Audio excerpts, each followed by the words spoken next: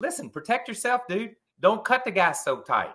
He said, I leaned on him a little bit. Don't lean on him. Don't lean on him. You've got more to lose than he does. If I know I've got more to lose in a situation, I'm going to give a guy a little bit wider berth.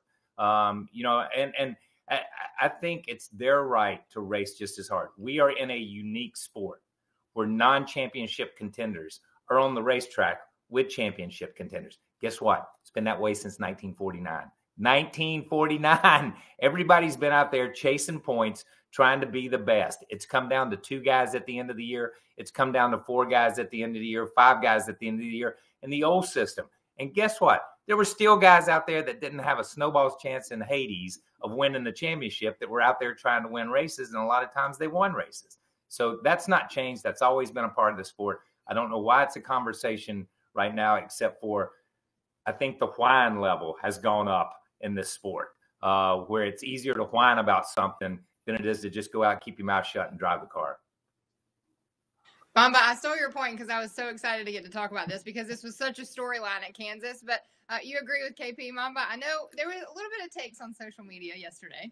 I'm just going to sip my tea, guys. I'm just going to sip my tea and back up the old head over here, Mr. Kyle Petty. Look, I go ad nauseum about this on Twitter, and it's just like, these guys are racing for something. They have their own livelihood to protect. And if they let Martin Truex and those guys go by, that isn't going to help them for next year. That's not going to help their team get better. It's not going to help them put food on their table and roof over their head. People are like, oh, they're driving race cars. They're making a ton of money. Like, they're racers. They want to win. It has nothing to do with the money. They got to protect what's theirs, and I'm here for it. And that's all I'm going to say about that part. But I do want to ask Kyle, are you so surprised about the kind of the sloppiness of the playoffs? It's been a little different than I think we're used to seeing because, I'm surprised they haven't kind of got it together. They've been a little off, I feel like. You know what?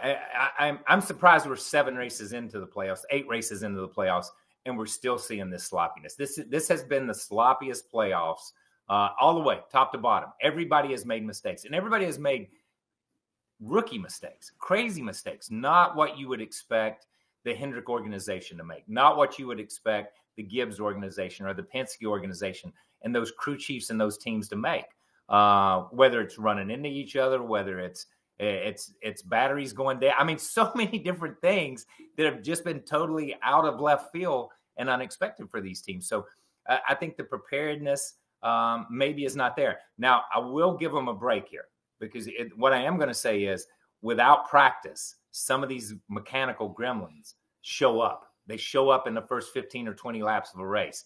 And if they had practice, we wouldn't have those. But pit road speeding penalties, equipment out of the box, stuff like that. Man, when you get to the sharp end of the stick and you're the one of those 8, you would expect that one of those 8 could run a whole race and not make a mistake.